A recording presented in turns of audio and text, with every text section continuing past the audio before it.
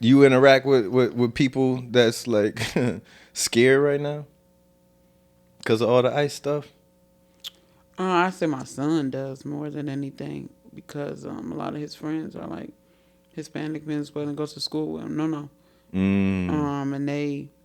And my friend was in at school today. My friend's been at school all week, and especially when they heavy, they already on South Shore, and we on 80. It's Yeah. school on 81st. They can come 10 blocks. They can Yeah. come up. Even though it's east, we west, Yeah, but like I had to explain to him what was going on. He understands some of it, but he's not, so he don't understand all of it. So I had to really explain a lot of shit to him, and he like, how can they put people out of here? Like, he was like, none of us are from here, right? Mike, you straight from the south side.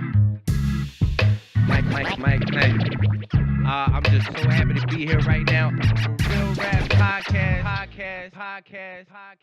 Here's I talk to a lot of people, or you just look in your phone and people. This is the worst it's ever, and the country's tearing itself. They don't remember when they was putting fire hydrants on motherfuckers and dogs. That's exactly what I'd be saying. I'd be like, America done been through a few things. America's pretty been bad. through a lot of terrible things.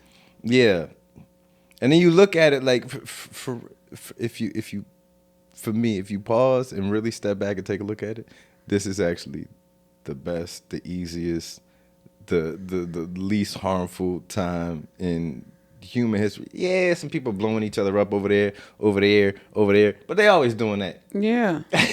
America dropped 2 bombs, took out like 5 billion people all at once. Like, that ain't happening right now. So fuck Hiroshima. Fuck the atomic bomb. Okay, cool. Don't worry about it. Don't worry about it. This is there was a whole that. civil war. Like, I know Buddy got shot, but presidents got their whole melons. They muffin cap. Yeah, make split back blue. Great again. Yeah. I do wonder what would have happened right now if old Trumpy didn't like turn to look at you dig. If he didn't look at that little and they saying the Republicans unalive Charlie Kirk. I don't know. You know what? But how you feel about your friend with the whole ICE thing? There's this young girl I worked with. She was like 18 when I started working with her.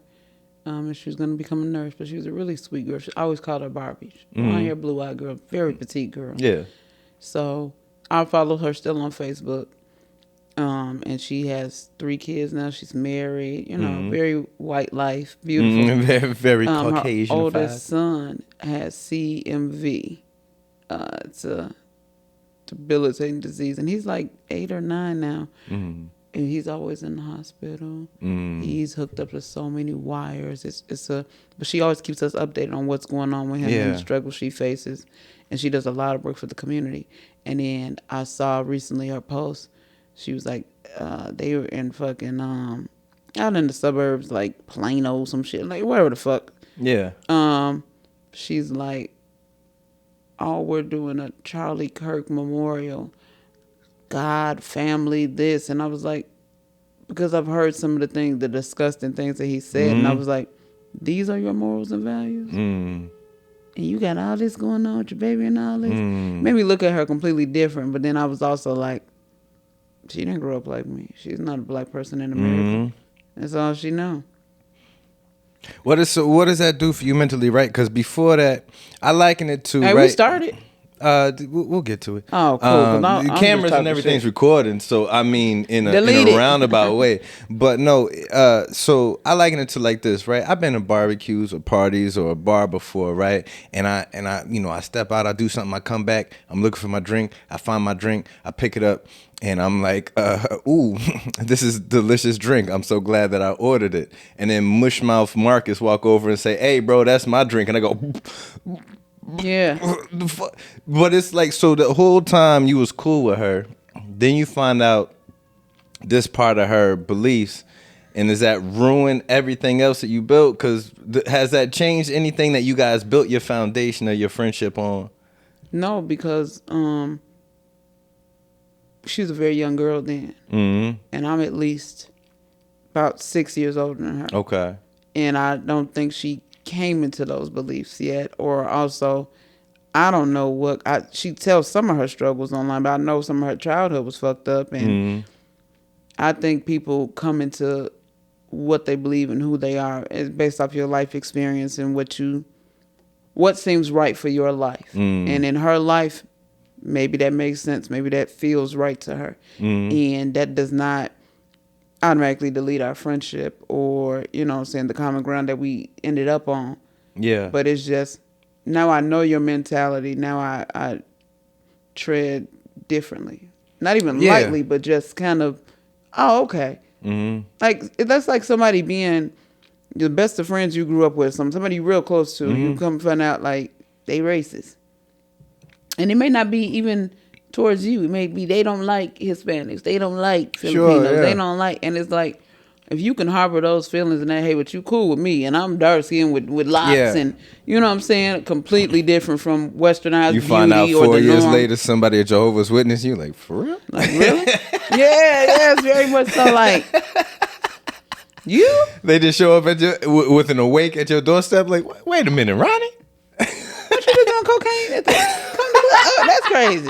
Hey, the itch is on, baby. That was a different me. hey, that was a different time. You okay? We ain't got. How many they said? 144,000 going. How many they said? Yeah. I think you might have missed the cutoff. There's only a handful of seats left. I don't know if you gonna make it. I don't even think. I think you should get your seat up because I know what you've done. I'll take a watchtower. Come on, come on, come on. Yeah, you still do the thing. You still. So how was Christmas? I was just, ladies and gentlemen, boys and girls, children of all ages, we are back. Another episode of Real Rap Podcast. I have super special guests, one of my girls, one of my aces. She needs absolutely no introduction. You guys all know her and love her. Even more people. I wish I could spoil the surprise, but so happy to have her.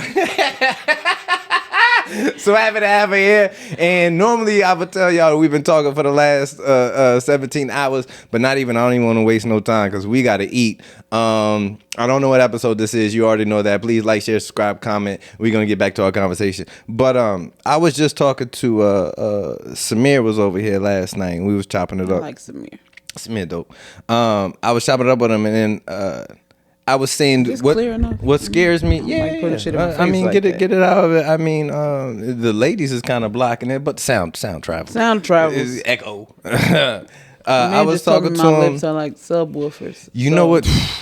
You know what scares me the most is they got.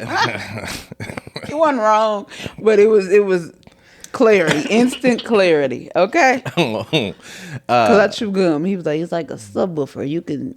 I'm like, oh. He said, boom, boom, boom. Let me yeah. It's they got real charming racists now. Very charming. They package it beautifully. This dude, Nick Fuentes, is a problem. I don't know if you never heard of him. So it's a new guy.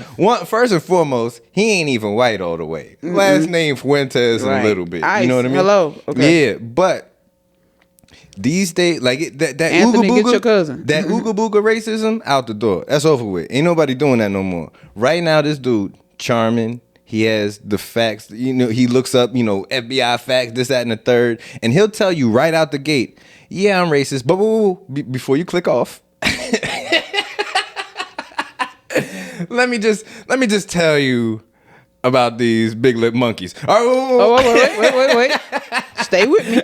You be like, God damn. But then he's humorous and he's getting play. And here's what scares me the most is if we just a couple of straight white guys, right, who are damn near probably feel like they're minorities at this point because they've been getting singled out.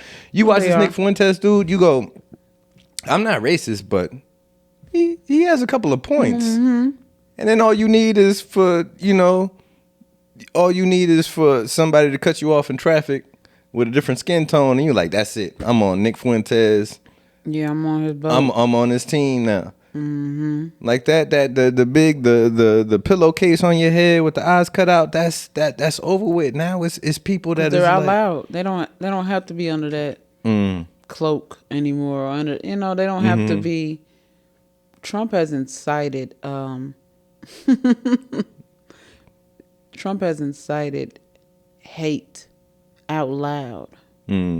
and put it under the act of politics of under the American people, America, make America great again, make it white and make it right for you. What do you think his reason is for it?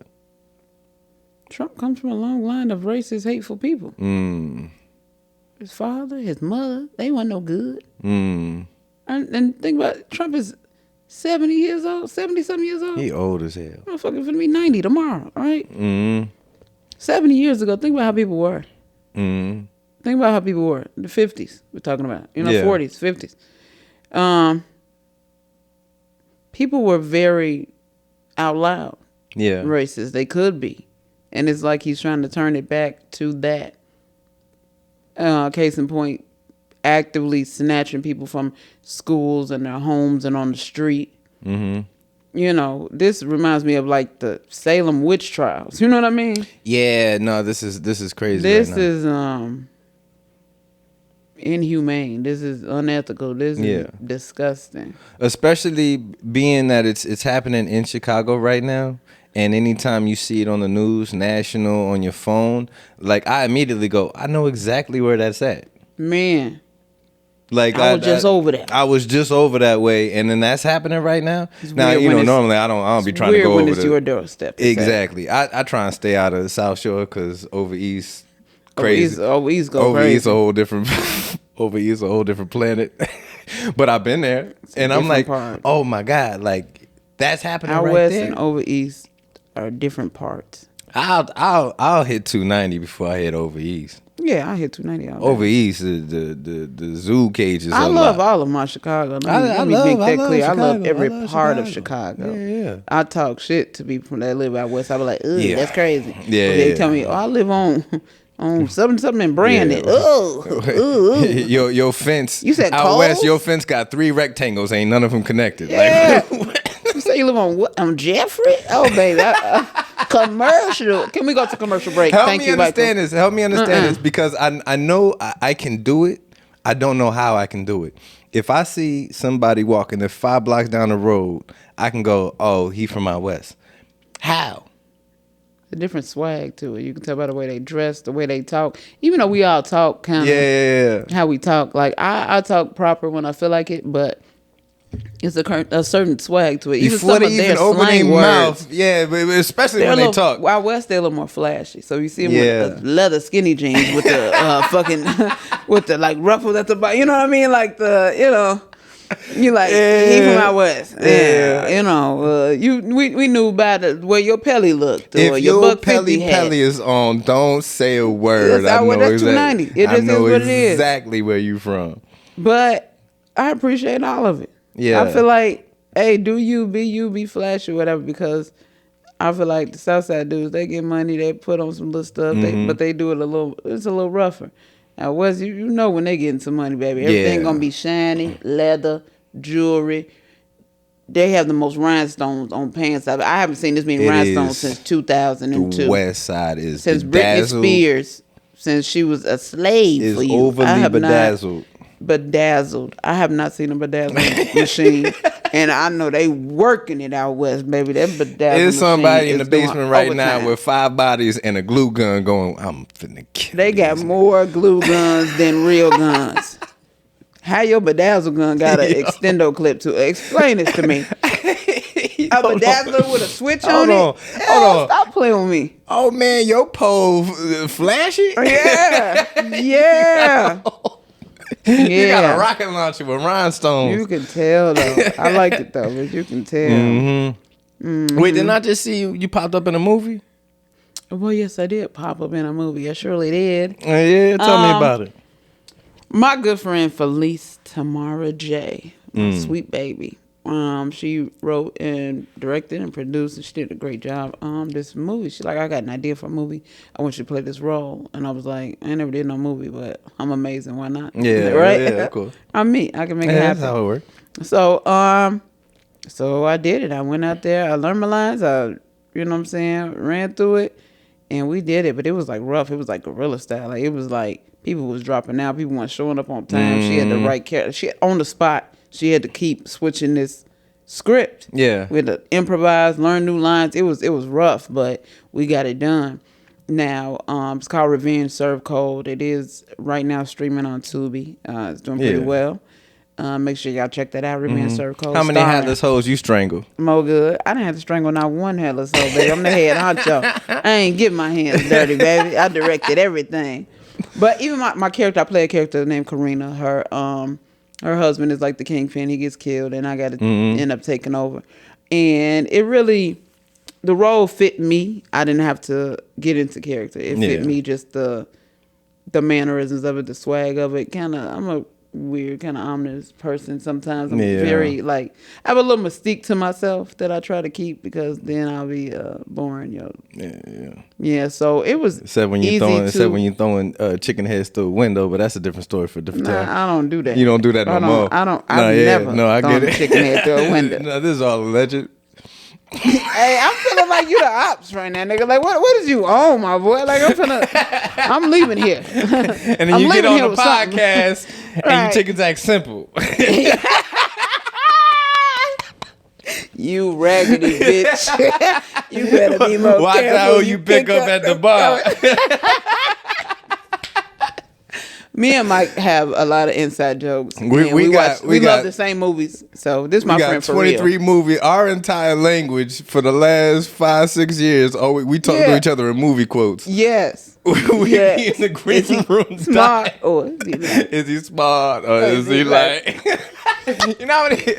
Hold on, mad at you, man. Yeah, she was like, that part made me cry. What are y'all doing? Her weak ass, G. We started laughing. She was like, I fucking hate Mike Knight. I said, did he? And when she was telling me, I said, did he do his hands? She said, yes, he did it. I was like, you are bored. Yes. We said that to each other 500,000 times, and every time I laughed like it's the first time. But then she'll say something to me, and I'll be like, oh, yeah, I got this show. Or no. She'll be like, they gave you a moron, an imbecile. You're not my real friend if you can't talk movie quotes with me. Yeah. It's impossible. I can't make it through that. I can't do it for you. Nah, so I was telling you the movie. Check it out on Tubi. Revenge Serve Cold. We did shoot the second part, which part 2. We already shot that, and it should be dropping either the end of the year, very beginning of next year, but it's already in the works. Now, can I ask you, how long is Tubi gonna last? After last night, I just watched Michael Jackson run up in a KFC, snatch a box of chicken out of somebody's hand, and dance out the window. And it looked believable. How long is Netflix going to last when I just saw Tupac give Fidel Castro the Stone Cold Stunner, and it looked real? Are you seeing these? Oh, yeah. I seen Tupac on the iPhone.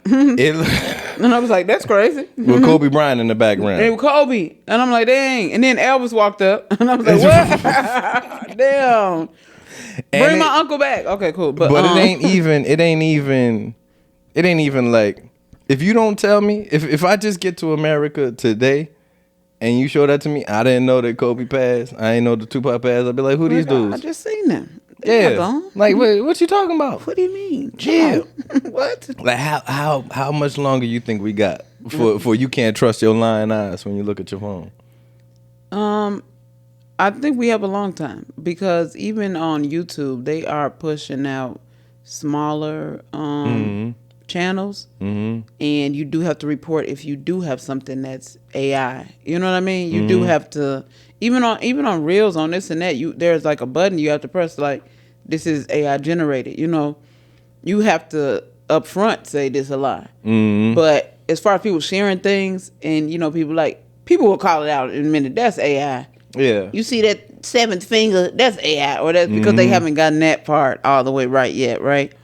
So, and as long as people are creatives and still want to see original creative content, I think we'll last a long while. And as long as Netflix keep putting out documentaries, I've been watching Ed 30 Gein. minutes. I've been watching Ed Gein, and baby, I haven't started yet, but I plan on it. You got to watch it. I watched that Charlie Sheen. I'm finna watch it. I'm finna run it back. Yeah, I'm gonna watch Charlie Sheen because I heard it was kind of inspiring. Here's heard it was positive. It was But it showed that when he was like,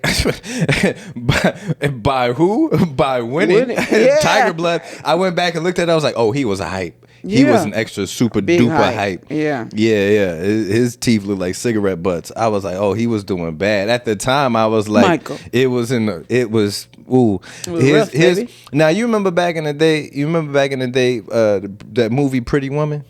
I love that movie. Now, remember there was a rumor going around about that Richard Gere dude with the gerbil. You ever hear about that one? That gerbil in his ass. That he liked it. You don't accidentally stumble across a gerbil in your. Now look, Now look, after some time, he was like, "No, that never happened. I don't even know where it came from." And this is a little bit before the internet, but it just circulated. Yeah. Everybody denied it. There's no facts to back it up, right? Nobody was in the hospital. It was like, here's his whatchamacallit chart. Here's his helium. And now, even though it's been like debunked, the stain's still there. I think Richard Gere, boom. I think gerbil booty. Gerbil booty boy. Oh, gerbil booty boy. Yeah. He's a gerbil boy. So, like today, like if somebody comes out with a thing, right? And they got Will Smith smacking Jaden Smith or something like that. Like, as soon as I find out it's AI, but the stain's gonna be there. You know what I mean? Well, he known to smack a motherfucker. He's known for smacking. Smack. And I even think that's Will. one person that can't be canceled. Will Smith. How can he not? I think that's one man that just cannot be canceled. Is it because of Fresh Prince? It can't be about too much else. Yeah, it's because of him. I'm sorry, he's not cancelable to me. I him can't or cancel 50 him. Cent. 50 Curtis Cent. Jackson. Curtis Jackson is. I have an unnatural he's my attraction to that spirit man. animal. Oh, I don't even like Cancer Man. I love him. I love his petty. When he bought Ja Rule first 20 roles. 10, 20 roles. He said, now you got to show your showmanship. Now you got to show your stage presence. And then look, he's not playing. Because sometimes people forgot that he took 9 of them things. When Irv Gotti passed, and he put out the smoking on Irv Gotti. I said, wait, even after they gone? It don't matter. It does not matter. It does not matter, baby. It does not matter. If you look up the word grudge, he wasted no in time. the dictionary. As soon as Irv Gotti's life alert went off, Curtis was uploading the damn. Man, he was smoking on that Gotti. Hey, you think Ja Rule ever come back from that? Yeah, because he be trying. Make sense, shit. That's a painful. I haven't seen nothing like that. All right, who got it worse, Irv or Drake? Irv. Not Irv. I mean, what's the boy name? Ja Rule. Ja Rule or Drake? Who got it worse? Ja Rule. Think about it. Even though Kendrick, first I'm gonna say Kendrick looks like he smells like black pepper to me. I'm not really a Kendrick fan. You say he don't wash his socks all that I often? don't know. It's alleged. I don't know swimming pools. Wasn't no soap in it. I don't know. You know. You ain't no chlorine. Yeah, I don't know. But you got a green swimming pool. Got a green team to it. But y'all know they were beefing while Drake was actively on a world tour. He couldn't have bought out Drake's first 10 roles and no, I don't care if it's about. And honestly, Drake didn't just get slaughtered by Kendrick Lamar. And I'm not saying that because I am a Drake fan. I do love Drake. He's the only white man I ever loved. Well, the NSYNC boys, I love them too. I love them dearly. And Sam Smith, Drake Timberlake. Yeah, Drake-a-Lake. Yeah, Drake-a-Lake.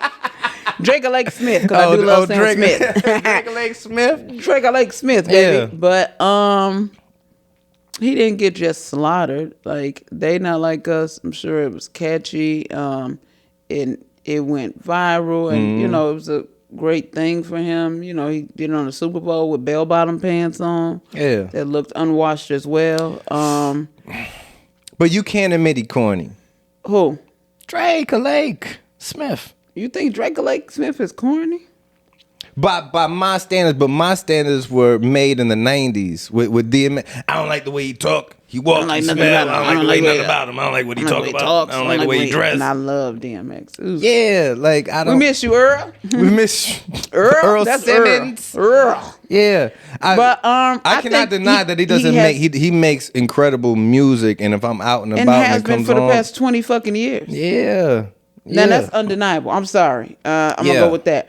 But I do think maybe he'll have corny moments. He does shit that's whatever.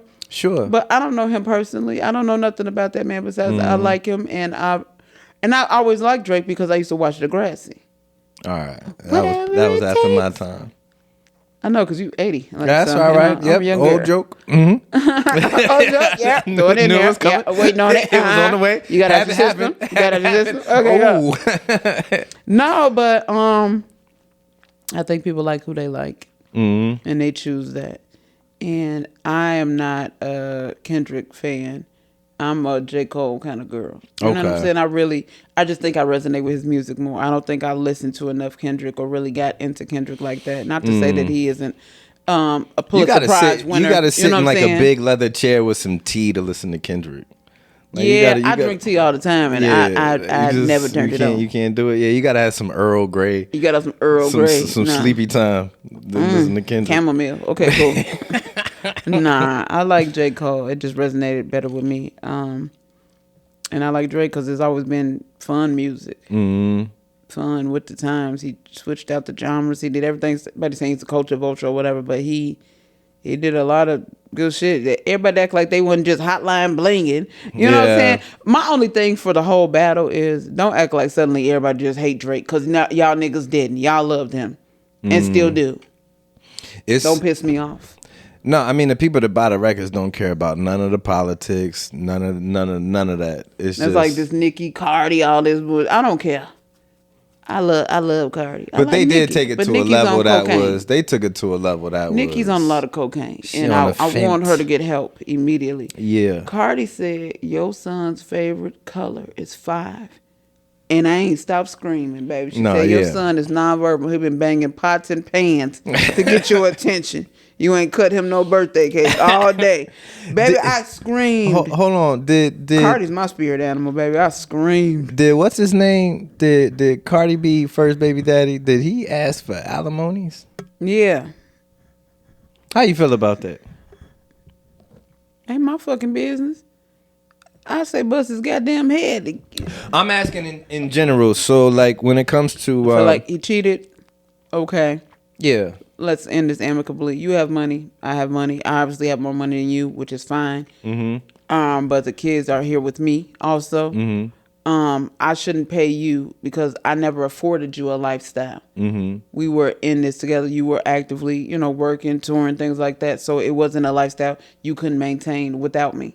Mm. That's just how I feel. But also, whatever state they were married in, whatever those rules are, I think they should have been wiser with their, as far as prenups or, whatever the contractual agreement was with their marriage. And I don't speak on people's marriages because I ain't married to nobody. I don't. So we'll take it off. We'll take it off. We'll take it off the names. No names.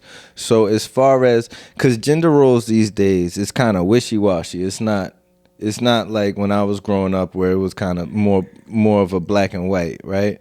So if you have man and a woman is ultimately the breadwinner at the end of the day, right? Mm-hmm. And they split. How do you feel about the man in that relationship saying, okay, now that we split, I was used to the lifestyle that was provided to me when we were together.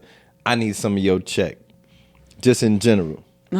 If y'all left that thing amicably and she chooses to do that, hey, that's y'all business. But in the event that you are cheating and lying and discrediting her and making her basically miss money and ruining her reputation, whatever the case may be, you got this lifestyle because I afforded you this lifestyle as a woman. Mm-hmm. As a man, get out there and get your own lifestyle because you chose to step outside of the relationship. You were okay with ruining what you had. If you was up, you was okay with going to do that. So be okay with the consequences of your actions. That's all. In a man-woman relationship, no matter how it work out, no matter what the reason is behind it, I have a problem with the dude asking for money from his spouse, whether she's a breadwinner or not or whatever. So look at Mary J. and her husband. She was paying him alimony. No kidding. What's his name? Keith. Exactly. He Whatever didn't. He wasn't making no bread. And because the lifestyle she afforded him, I'm like, you think Mary wanted to go on tour with them boots all that time? She was tired as hell up there trying to pay that nigga off. But, you know. Did you see her trying Diddy Bop at the Super Bowl? Yeah, like, oh, shit, shoulder. Damn, hold on. She still look good. She looks fucking amazing. Yeah, she was trying to do the Little Kim. Yeah, I'm telling you. Oh. But yeah, I think that, I think people don't take marriages for the sanctity of it or the seriousness of it. And I don't think people are marrying for love. I don't think people do much for love anymore. You're probably right. To a large degree. I think there's definitely, it's all happening all at the same time. There's people getting married for love. There's people getting married for other reasons, financial, what have you. And then there's people that get married at level 1. And then somebody hits level 7 and the other person gets stuck on level 3. And it's like, yeah. I mean, it's how long can that maintain, you know? Mm-hmm. Especially if people don't change their mind states. I do want to ask you about this, though. So you have Mo Good Monday. Why are you always mad at somebody in Chicago? Why has it never been a Happy Mo Good Monday? Whenever I open my phone on Monday, I'm sick of this shit. My caption is always angry. I don't have a whole angry hour. I don't have an hour to cuss everybody out. You have a niche for sure. My caption is always, don't piss me off, or I'm still pissed, or y'all piss me off again. I'm back and I'm pissed. Yeah. But that's just always my caption. Yeah. But really, I do a lot of inspiring, motivating shit. I tell Yeah, people you do. where I went during the week, what I seen, whether it was good or bad. I'm gonna tell you the truth. Even if it was me doing something bad, I'm gonna tell you the real. I'm like, baby, let me tell you how I bombed so bad on Wednesday. I will tell you. Yeah. Hey man, let me tell you. This did not go over well, or But has anybody caught feelings? Whether you sent subliminals or I don't say anything subliminal. I know. I'm saying subliminals and or directs. Oh my God, the crybabies, the win, bitch, my baby, win.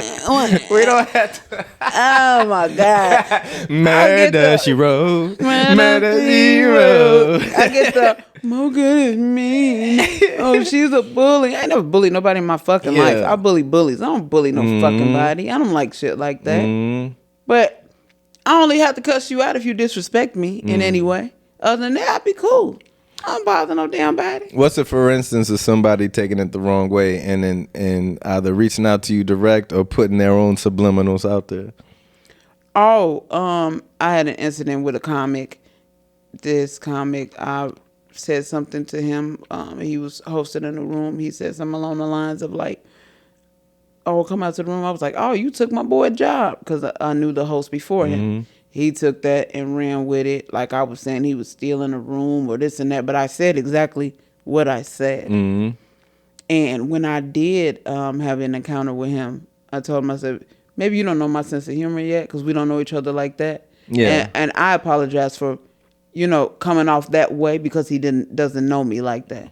Like, to really get to know me, you understand my humor or me just shit talking, me just, you know what I'm saying, just talking a little shit to you, but not disrespecting you or degrading you or discrediting anything that you've earned or worked for. It's the Mo Good charm. Yeah. Like if you can't get past level 1, good luck don't worry to you. about it. Yeah, just keep it moving.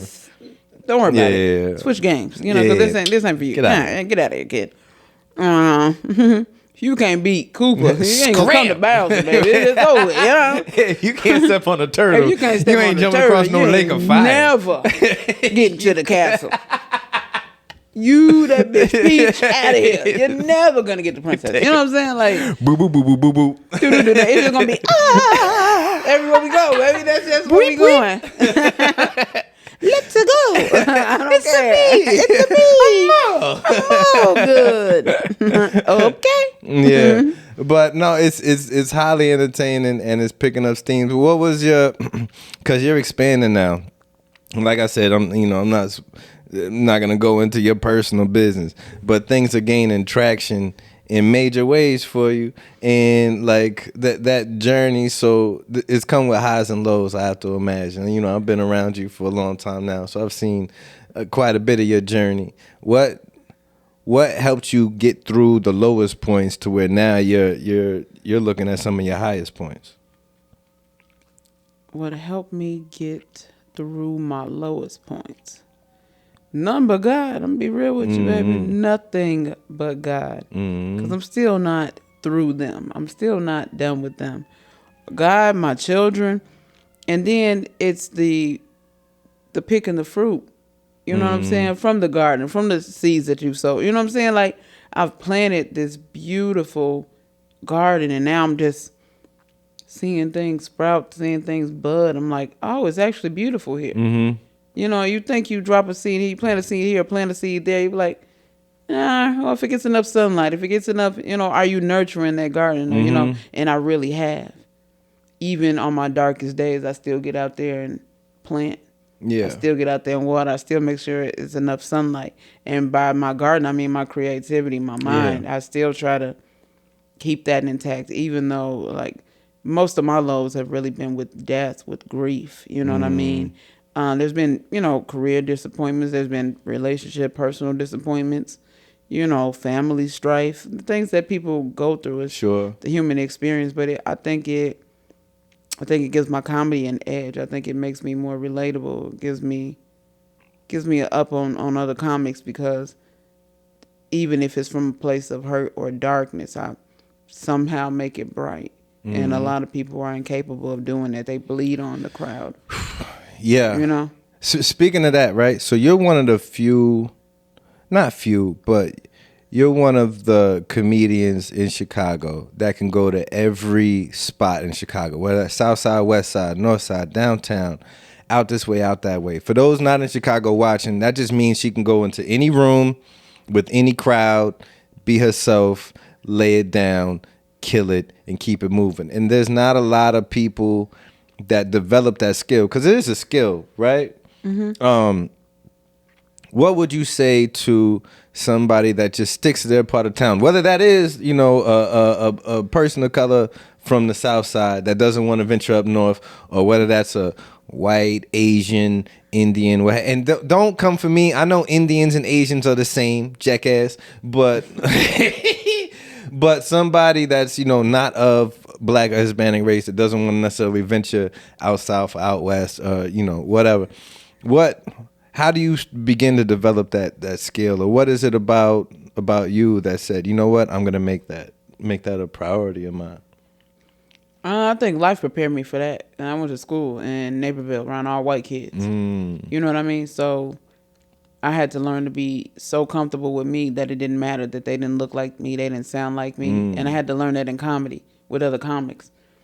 And I had to learn, and then I learned, you just eventually learn, like, it's like, not that it's fake, but it's like a chameleon thing. I can blend wherever I'm at, I'm cool. You know what I'm saying? No matter. I could be with the roughest GDs, no matter, whatever. And then I can go with even in high school, you can go with the emo crowd. I can go with the jocks. I can go with it doesn't matter. As long as it's relatable, man, it doesn't matter.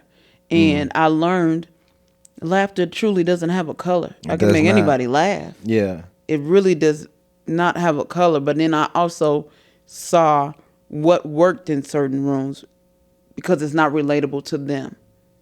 I'm not gonna go on. I travel with the Bad Moms. Shout out my Bad Moms. Shout out to Bad Moms.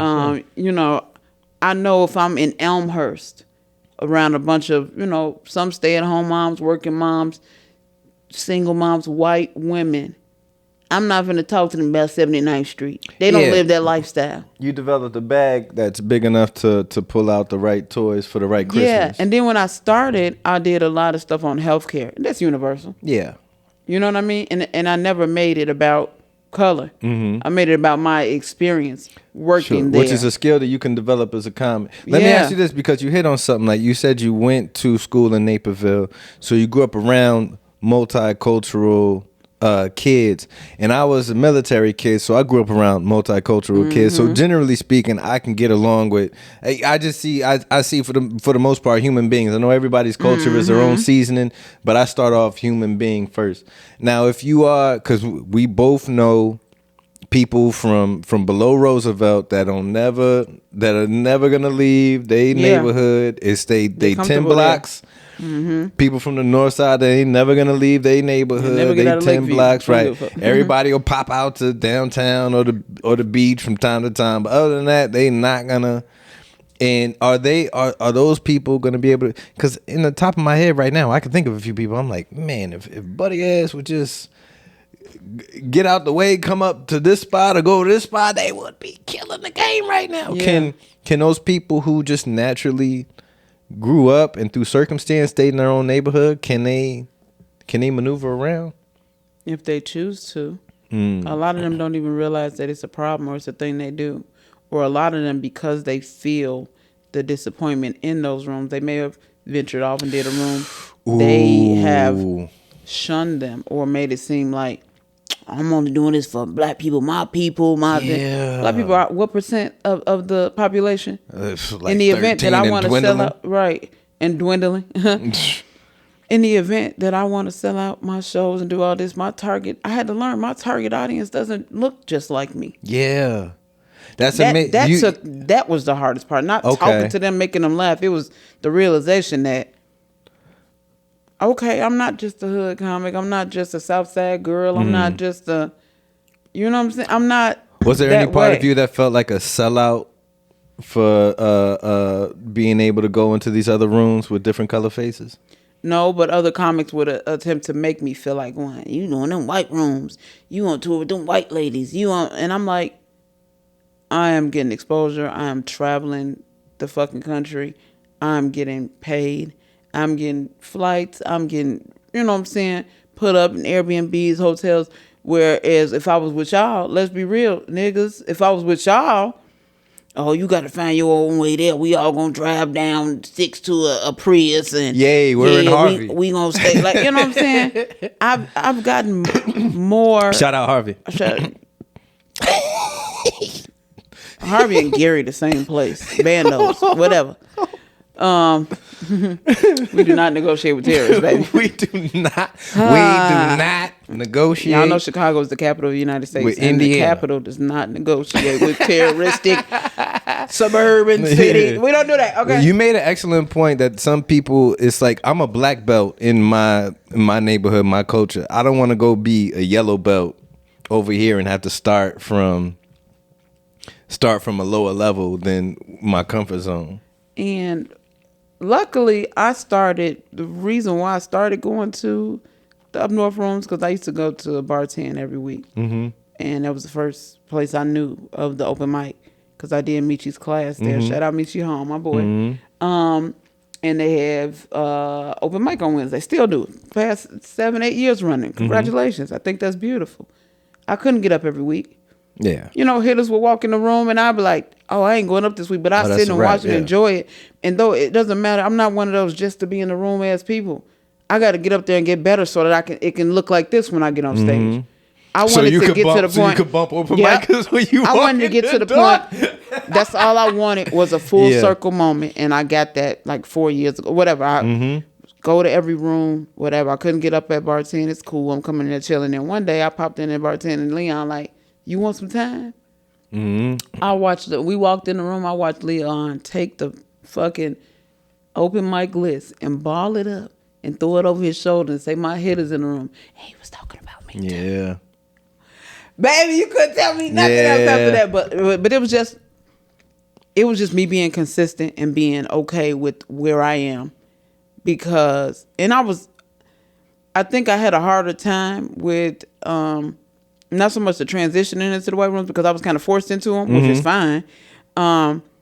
But a lot of the women when I started comedy, that started comedy with me were very sexual, very aggressively sexual, even vulgar. Yeah, yeah. I have no sexual jokes. Like it may be hard. an innuendo. It may be a hint on it, or I may talk about something around the experience of it, but I don't. It's just go about up your there. clothes getting put back on. Yeah, that's what I'm saying. Now I ain't gonna go too far on the naked part, but we definitely waking up with a snowsuit. You know what I'm saying? But whatever. And it was July, but it don't matter. But that's the same. That's the same with music. I was having this conversation last night, and not to say that men don't have their tropes, and men in comedy definitely have their tropes, and they I love talking about dick. Yeah. You got nothing else? Just dick on you. Okay, music cool. wise too, but I also do see like sexuality is going to be at the top of the bag when it comes to entertainment for women. And comics come out the gate. Hey, I'm bi, so I'm trans, so I'm this, so I'm that. So I'm in therapy. That's always whatever. That's when I know I'm like immediately it's about to be self-deprecating. I'm like, oh, this about to piss me off. You gonna get up there and tell us how you hate you? I have nothing to laugh at. I have nothing to like. I'm not a fan. I've never been. I'm not a fan of self-deprecation. I'm not. Because although I am dark skinned, although I got my locks, my teeth are not perfect, I am not a size 2. I love everything about me. Yeah. And when I get on stage, I have to exude that confidence and that realness. That's me. So I'm not going to get up there and be like, oh, I'm big and don't nobody want me. That's not the case, baby. Let me tell you how they won't leave me the fuck alone. Please.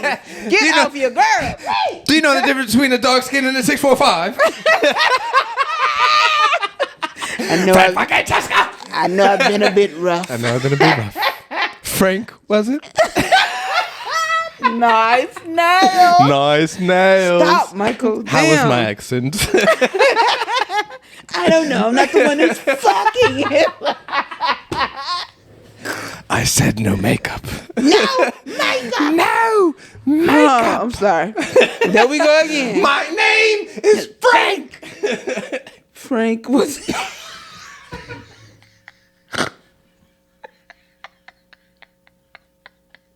God damn it, Mo. I'm gonna cry. Why did you tell that joke so quickly, Mo? Because you told me to, Mike Knight. I must have an IQ of 160. Now, this is some of your callbacks and continue. This is some of your punchline and continue. Shut up, man. No, but for real, like, I love me, and you gonna love me too because the way I love myself. When I get on stage, you gonna love it because I love it, and let's do it. Off the wall. Can Michael black people Jackson, be racist? Absolutely. Motherfucker, against themselves. Man, let me tell you, the most racist thing I've ever heard about black people is come from an old black woman or an old black man. There is. They come like, yeah, that big lip monkey boy. I'm gonna tell you how, not just racist, colorist. Oh my God. We will go at each other in a heartbeat. Because I'm dark skinned. I get called Michael DeBarge 3 times a week.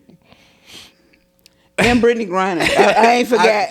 Can I tell you that that's not the first, and it will not be the last time I get called Brittany Griner? I'm sorry. It's trending. That unraveled me. It's trending in my life. Me? In my life, it's trending. Baby, that is literally the third time. That's literally the third time in the last 2 months I've been called Brittany Griner. I'm gonna have to start doing something different with my locks. This ponytail gotta go. I couldn't even, because I love you. I was like, hey, that's my fucking and friend. And we got the same but voice. I was also like, hey.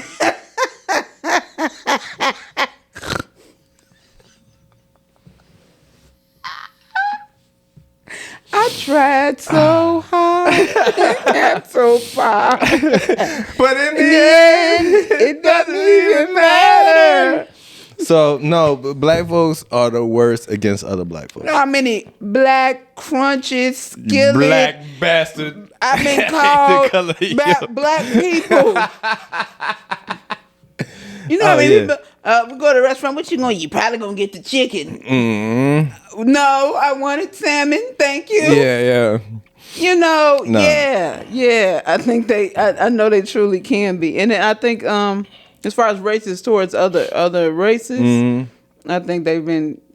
I think in general we accept so much shit. We be like, okay, you cool. It's just they just white Mike, or he just light skin, or he just like. And I don't mean light skin black. I mean like a white boy. They be like, it's like Mike. Yeah, cool. You know, there's whatever. There's a very there's a very large gray area between being funny with jokes about other people's cultures, colors, and whatchamacall, and then it being like how you feel on the inside. Like hey, a Ralphie May. Perfection. He didn't give a fuck what you was. He gonna talk about all of it. Yeah. He wasn't wrong neither. So now is that a skill? Is that a skill thing, or is that like a people watch for that? You gotta learn people for that. But if you're not necessarily a seasoned comic or whatever, and you just say something about so I saw a clip a while ago, whatever, right? And it was some high school somewhere. And it was a young black sister and a white boy, and the white boy had locks, and she was just snapping on him like, you taking our woo woo woo, that ain't your real, you can't have that hair, lock life, and I'm like, and I don't know it from a can of paint, but I'm like, how much of whatever she has going on in her life that day and or any given moment in her life is appropriated from whoever, whether she might have on Korean nails, eyelashes, or her hair is straighter than it should be because why can't that white man have locks? Why can't he have locks? Locks is a spiritual connection. You know that. Why can't he? Yeah. I understand. Now, if they was accidental, he just dirty. Yeah, but I mean, I understand it's a spiritual connection. It's not about vanity. It's not because everybody got him. Everybody want to be Chief Keef all of a sudden. I don't got time for that. But honestly, why can't they? Why not? You can put on a wig. That's definitely Brazilian. So you can put, is. Why can't they? I don't think that's like some cultural appropriation shit. Like I don't think that's. I think that's his personal preference and his choice, and I kind of can respect it because honestly, it's still going against the norm of westernized beauty. Yeah, he could have set up and looked like Robin Thicke by the head and slicked this shit back and look like all the other boys from the 50s. You know what I mean? You should have got the Tony Curtis. Isn't that also the point though too? Like I love spaghetti, I love pizza. Don't call me out. Yeah. All right, so I can only have beef now. I can't have Italian beef because I'm taking y'all culture. You know what I mean? Like, yeah, people go too far. I think the internet, social media has ruined people. It's been ruining people for a long time. But when we were growing up, it wasn't a thing.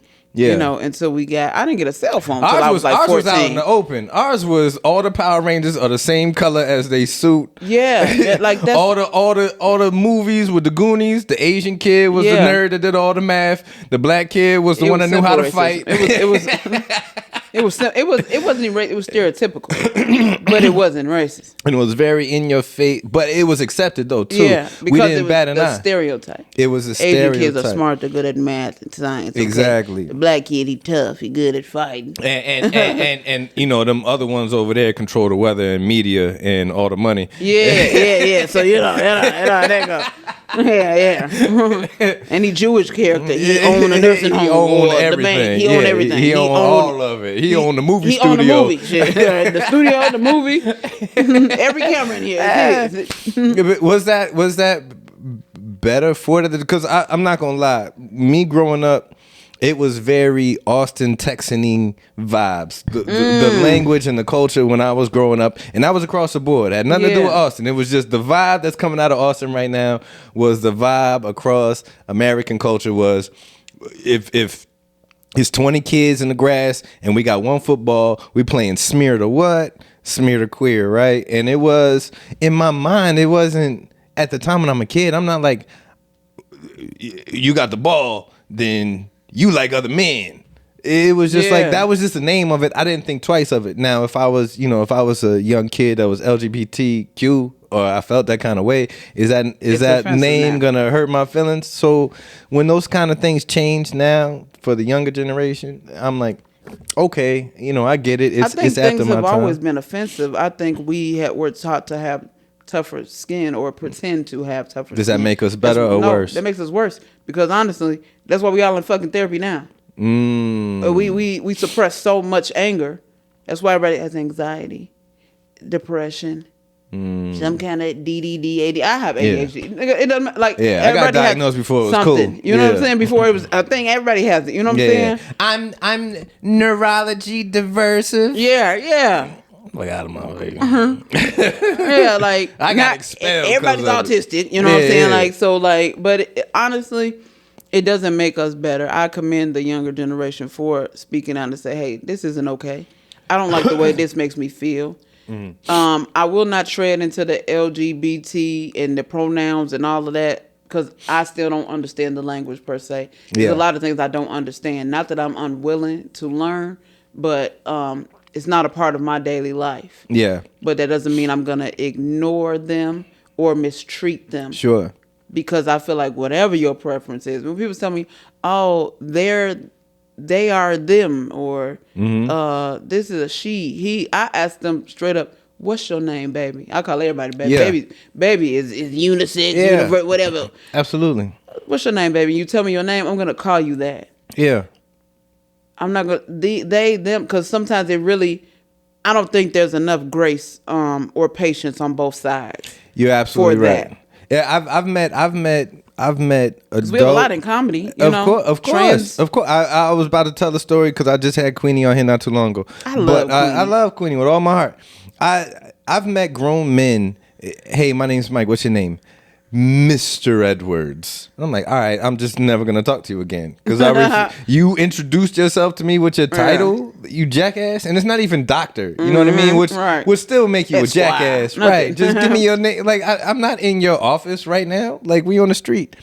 But no, I feel you 100% that there's not a lot of grace given on both sides. But that to be said, I just had Queenie on the pod not too long ago. Just put the episode out, right? I think Queenie is beautiful. Love Queenie. Love Queenie. Right? I don't know if I could say. I don't know what Queenie's pronouns are, or do you know? Like you said, like I call Queenie Queenie. I call Queenie Queenie. I'm sure if I say her, Queenie's not gonna be like, well, Right. But I just always would tell Queenie, "You're gorgeous." Yeah. And I because I just like Queenie's face and physique and all that. I just like that Queenie is Queenie. I don't Queenie care stays Queenie as long as I've ever known Queenie. With whoever, I don't care about none of that. Queenie and I have built a relationship that has nothing to do with your sexual preference, none of how that. you feel on it. Nothing. It's just mutual respect. From the absolute moment I met Queenie, she one of those solid comics that I love, which is we're in the back of whatever green room talking the most shit about whoever's on stage. You know I love That's that. the quickest way to my heart. That's the quickest way to my heart. The quickest way to my heart is we just. And look, when I get on stage, is Queenie snapping on me? Of course, but that's what I expect, and that's where my love comes from. Yeah. But I had Queenie on, start putting the clips and the episodes out, and Queenie actually, there was a clip I put out where Queenie said, I asked Queenie, was it harder growing up black or gay? And Queenie was like, definitely gay, because when you're black, people might think a certain kind of way, but they're never gonna say it. When you're gay, they're gonna come. And do you know within the first 10 minutes, I put it on all the platforms, right? Mm-hmm. First 10 minutes, I got hate on every single platform. And I was snapping. I was jabbing back. I actually hit. Shout out to Queenie. I hit Queenie in the DMs. I was like, "Hey, look," because it happened like right away. Instantly, yeah. And I was like, "Yo, Queenie, let me know. Let me know. I can either erase the responses. If you want to snap on or go for it, or if you want me to snap on or go for it." Didn't even respond to me. Just got right in the messages. Started blasting off, and I was like, "Go for it!" But it was almost to prove the point immediately. Yeah. Like that's what the clip was about, and prove the point immediately. And I was like, "Wow!" So sometimes that anxiety that can come from, because you ask me. I was like, it's 2025. It can't be that hard. Everybody. Look at the movies. Look at the whatchamacallit. Look at this and that. It is. Though it's widely publicized, it's barely accepted. Even still. There are people that have given birth to these people, whether they're trans, gay, lesbian, whatever. My favorite rapper, Ghostface Killah. Birth to them and will not acknowledge it. Will not accept it. And this is your child. This is you. If I have two sons, if either one of my sons decides later on it's something different or whatever. I love my son. And if he wants to be my daughter, I'm going to love my daughter. If he wants to be, I'm a bird, I'm going to love the bird. I'm going to get your cage. I don't care. Because Dwayne Wade was catching flack over his transition. Even, yeah, but how you going to get mad because somebody loves their child? Just say it's an issue within you, that you can't accept, or some kind of suppressed gay energy you got. Yeah. Just say you scared to say. I heard Cardi B said Dwayne Wade's son's favorite number was pink, but that's just me. That's not what the hell she said. She was talking about Nicki Minaj's son favorite color being 5. That's so petty. You cannot talk about people's kids like that. You cannot talk about people's kids like that. People talk about your kids. I'm talking about theirs. Let me tell you something. I don't go for children anyway. I love children. I don't care nothing about that. Any event that you say something about my children, that's automatic fight. Babe, I'ma dig your grandma up and talk about her and every child she had and every one of the generations. I know you seen that. You clip. know who taught me that? Who? More than anything, Marilee. Oh yeah. That is my baby. That baby goes, fuck hard. You know what I'm saying? Yeah. But she don't bother nobody. You got to pick with her. You can poke the bear and then people wonder why they get on. You don't. I love that baby goes off. Yeah, that's that Bing Rames baby boy energy. Yeah. You want a nigga. You want a nigga with 2 strikes, go to jail for life, man. I got heat for niggas like you, cuz. Man. What? Guns and bullets, baby. Young, dumb Stocks motherfucker. and bonds. Real estate. The barter system. Shut up, man. Nah, but that's my children. Mm-hmm. Oh, mama don't play. No. Because my children aren't evil people. They're not mean. They're not malicious. That's one of them things. That's one of them things you got to learn when you crossing cultures over. Like them white boys, they'll tell a mom joke in a heartbeat. The black mama jokes died like late 90s, early 2000s. You got to watch out because you don't never know who you playing with. I learned this in Houston. In Houston, I was doing a joke about my mom, and I'd be like, that bitch told me, I would say something that I could say here in Chicago. Yeah, you said it in front of my mama. You know what I'm saying? And it's funny to us. But the way that they speak on their mothers are even different in the South. So I had to use the word like heifer or something like that. Or this one ain't your, something playful and not seen as so disrespectful, even when I'm addressing or speaking on my mother. I learned that in Houston. And this was like 4 years ago, something like that. I learned that in Houston because one night I was doing my joke and they were like, and then next night I was like, "Oh, Eric, I bombed so bad." And next night she was telling me, she was like, "I think that this is where it went. This is why they felt, The next night I tried it different. Smoked this. I was like, okay, I'm back. Okay. But I had to, even within the black community, I had to learn different, kind of cultures or different kind of things.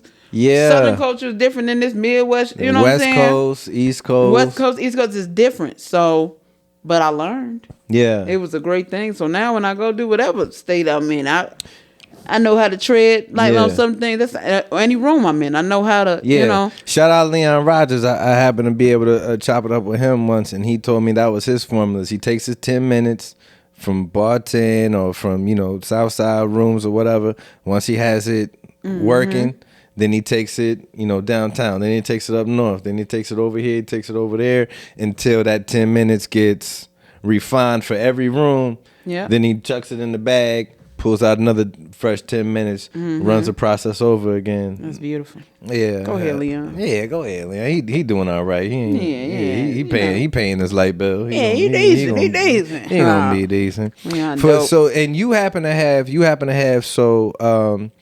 kids. You have 2 boys, and how old are both of them? 16 and 9. How are they growing up? 10 next month. How are they growing up different than you? Because I'm not saying nothing, but you live in a highly publicized, like if when you think about Chicago, you live in one of those areas that people probably think about, right? Where they're like, oh, all right, this is an actual slice of Chicago where the culture is rich. Yes. For better or for worse, right? I like your word choice. The culture is rich. But that's what I mean, because I literally mean it. I'm not downplaying it because it actually drives culture.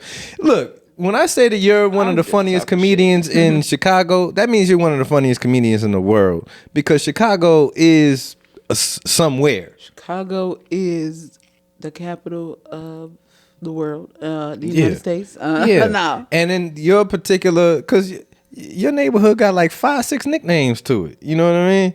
So yeah.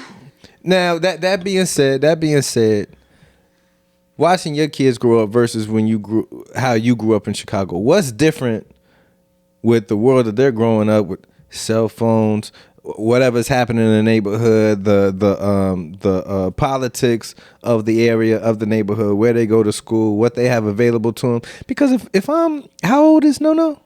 9. 9. If I'm 9 years old, I'm not reading a textbook ever in my life. I'm gonna plug it straight into my phone. So you want to know that? I'm gonna plug it straight into my phone. I'm not even gonna have to plug it. I'm gonna just talk to my phone. Hey, I'm gonna take pictures of all the pages that the teacher gave me. That's how he was texting me on his phone. He was doing talks to text before he could spell good. But now that he can do all of those things. So the Chicago you grew up in versus Chicago they growing up in. It's different. It's not the same. And I tell my kids, I'm sorry that you'll never experience the Chicago I experienced. But let's create a new experience. Because the Bulls ain't really hitting on nothing for a minute. Yeah. I'm talking about this 3-peat Chicago. That's what, you know what I'm saying? Yes. Every Michael was on top. Michael Jordan, Michael Jackson, you know. Tyson. Mike Tyson. Every Michael. Yeah. Every Michael. Yeah. Was on top. You know what I'm saying? But I show my kids a different Chicago now. Because it is different. So like we're nerds. We like the Harry Potter. I'm take them down to Harry Potter store. I take them downtown. We go to play places and stuff like that. But even in the neighborhood I live, my son walk over to the gas station. My son takes CTA to school. Yeah. You know what I'm saying? My youngest son, he can walk to school a few blocks, and he's 9. You know what I'm saying? I teach my kids to be aware, not to be afraid. You know, but as far as the social media, the internet, yeah, they're big gamers. My kids are. If I didn't make them leave that house, they probably wouldn't. Of course not. But I also make them unplug. We have Uno battles. We still do board games. And then I am an avid reader. I could read a book a day. I love to read. And my youngest son, he's just now, Nono is just able, I'm sorry, Novian. He told me don't call him No in public. My bad, Novian. Novian is old enough to where he can not only read, but his comprehension level is extremely, he's very smart. But for Harry Potter books, so I'm buying him his first Harry Potter book, and we read. I still read hardcover books to them, with them. Even Jonathan, that's powerful. Turn my, that off. My folks did that. Love you, mom. Love you, pop. They did that for me too. Turn that off. Let's read this book. Yeah. Let's do this activity. We love, and we still love Legos. I got a Dobby the elf, the house elf Lego set I got to put together. Probably tomorrow because they out of school on Monday. Please, sir. Please. Dobby is free. I would get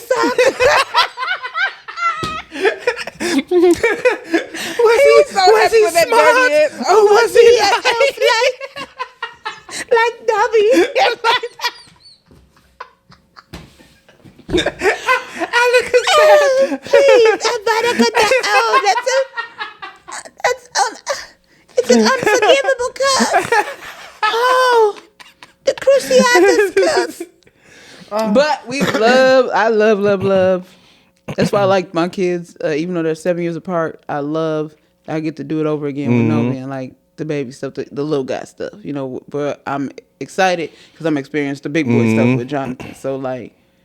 We connect on different levels, both of my kids, and I give them both equal time with mom. You know what I'm saying? They sometimes with dad. Like I feel like I give them enough in that. Only problem is now that I'm traveling so much, it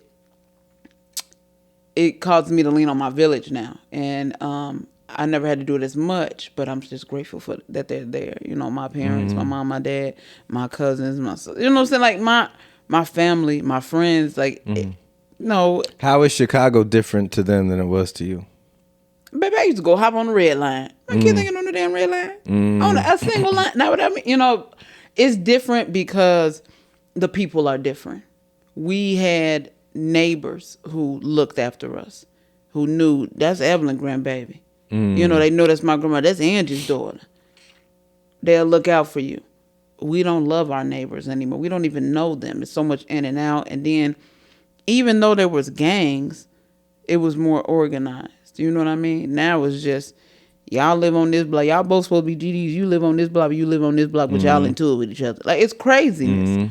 And it's so spread out. And ever since they tore down the projects, you know, it just spread everywhere. So it's a little bit of crazy everywhere. Like I tell my kids, I said, people say, oh, you live in this neighborhood. You live on Earth. It's unsafe on Earth. So what does that matter?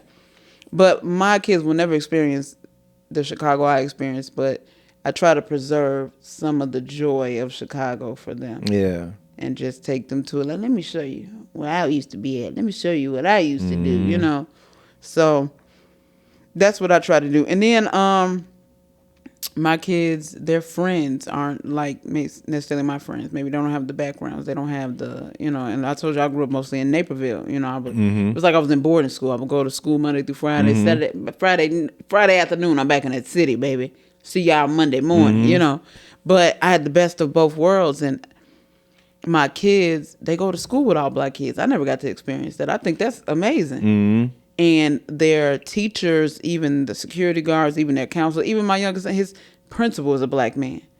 And I think that's so powerful for them to see black positive role models outside of their grandfather and their fathers, you know, doing things in the community with them, you know, keeping them intact. My oldest son is part of a group called BAM, Becoming a Man.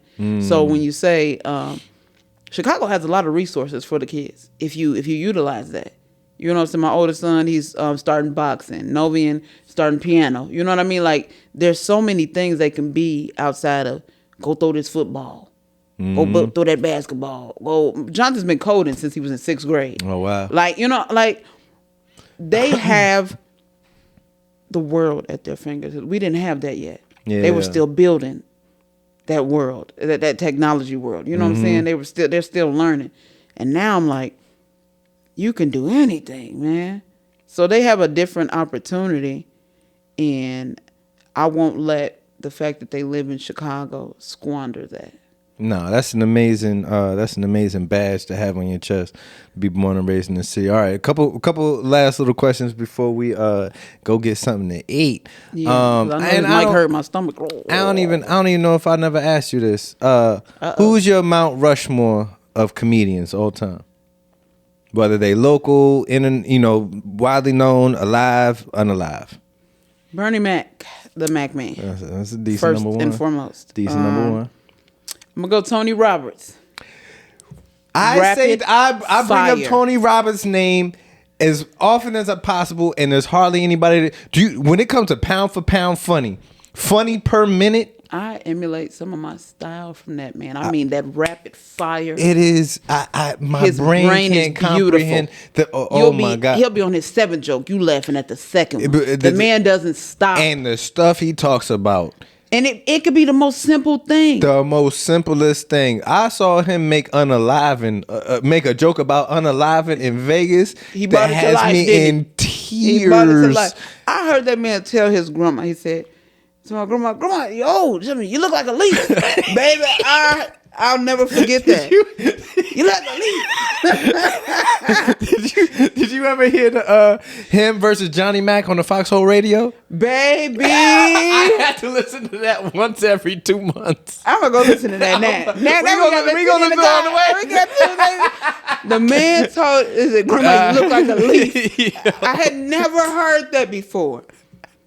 And what's funny is, and you know, I worked in healthcare for so long. As you get older and your skin gets thin like parchment paper. You go, oh my and I was God. like, it is a fucking leaf. It is a leaf. How I didn't see that. Your skin gets so thin. How I didn't see that. Yeah, no, of course. As you get older. No, it was genius. He's a genius. So I'm going to go Bernie Mac. I'm going to go Tony Roberts.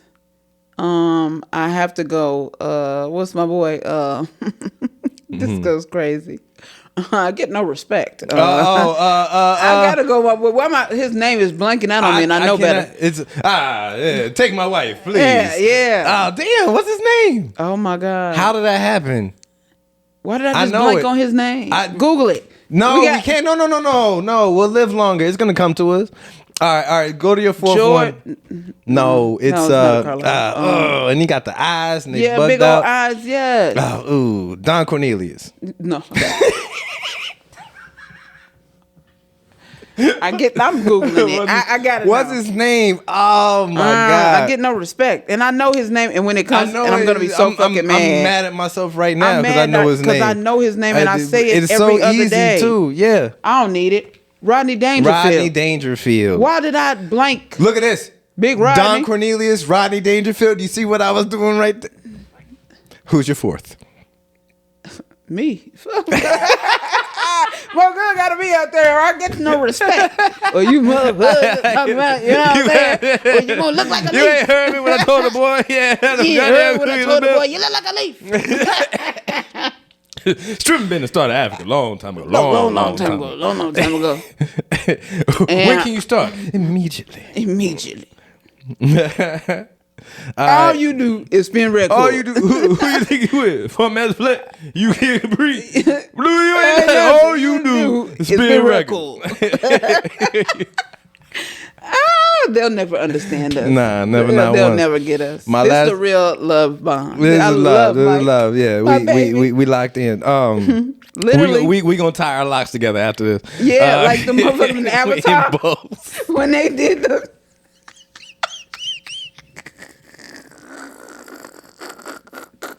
Well, where are you trying to get to? I see 312 Main Street.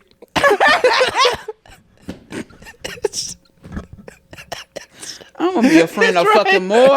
Well, that's only 2 blocks away. 2 blocks away. Down that way.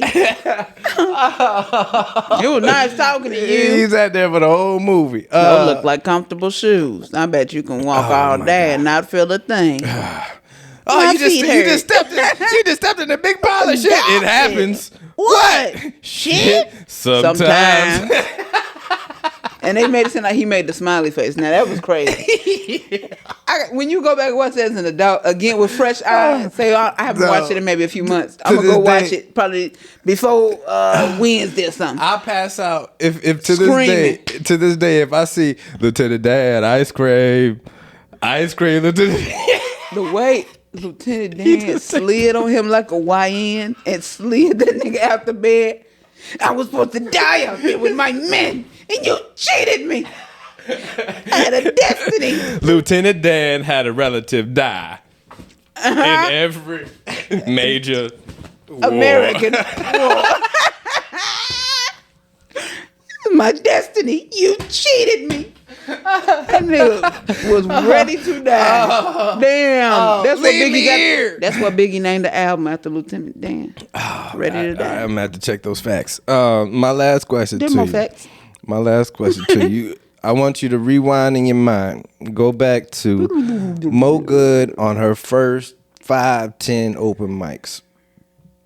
And Mo Good now gets to travel back in time. Give that young lady some advice. What is she telling her?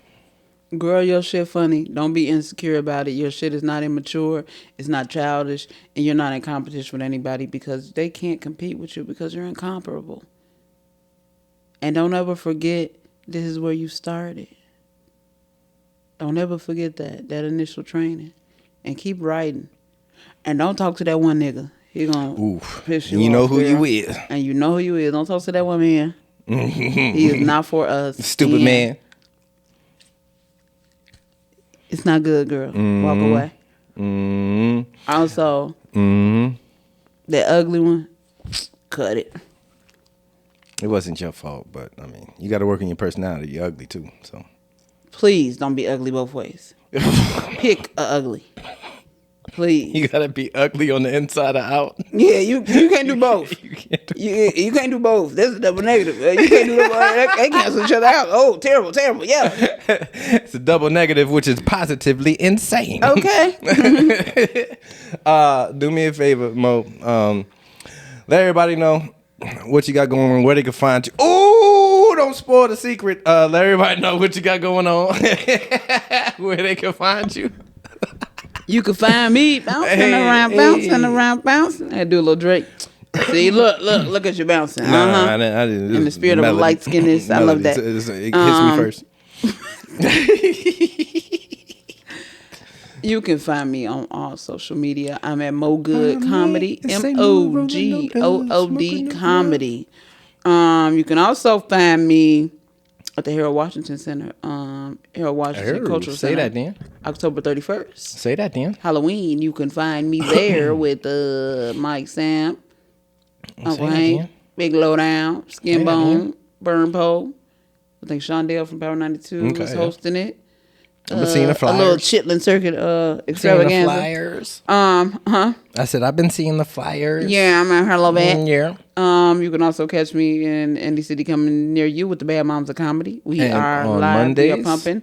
Monday, would you let me get to it? I'm going to tell them what the fuck. So it looked like you were going to forget. I would never forget me. All right. I'll forget them. I won't forget me. Forgettable. And every Monday on Facebook Live at 3 p.m., you can catch me. Tomorrow's Monday. Mo Good Monday. All right. 3 p.m. I'm going to be pissed and talking shit. I'm probably talking about Mike. I don't know. You better hop on there because I'm going to talk shit about him. Yeah, it's called promoting. It's what you're supposed to do. I'm so fucking sick of you. You can also catch me on Tubi. Revenge Serve Cold on Tubi is out. Streaming right now. Part 2 is coming out. And Creative Hustle. Oh. It's dropping. Creative Hustle season 1 is out. Season 2 will be releasing soon. You can catch myself and Mike Knight on the Creative Hustle, produced by Jay Davis. Come on, Mike, because we out here. Set me up a fair. Had me open a whole goddamn show with a goddamn. Well, you did better than quite a few. Because I seen somebody that there was you. Ooh. Boo. Come on, Cardi. I love that for you. I love it for you. But yeah, and then anybody that got like a problem with me or doesn't like me or something like that. Catch me outside. How about that? Oh, how about that? No, in real life, man, keep supporting live comedy. Keep supporting yourself. That's it. You got nothing else you want to announce on my show? Any no other big news you want to? Nothing that an NDA can't shut me up for. No, I have a. So dope for this girl. Make sure you tune in now before you're not allowed on the list no more because that bad boy finna be long. But check it out. I'm finna change my number too, apparently. I know, and I will track you down. I know where you live still. I moved. I did. I moved in August, but go crazy. Ain't that about you already changing up on me? Hey. You better watch more closely who you pick up at open mics. Shut up and take me to lunch. I am tired of you. All right, Mike Knight, Real Rap Podcast. My girl in the bag of pearls, both good. Make sure y'all follow the pod. Stay tuned. Got more in store. Did I tell you I hate podcasts? So what? I hate podcasts. But I came on yours. No, this ain't a podcast. This is me kicking it with you, which we gonna do anyway. So. Okay, hello? but I still hate them, but I love you. So all right, there we go. Mike Knight, Real Rap Podcast, Mo Good. Very light. Love you. Peace. Bye.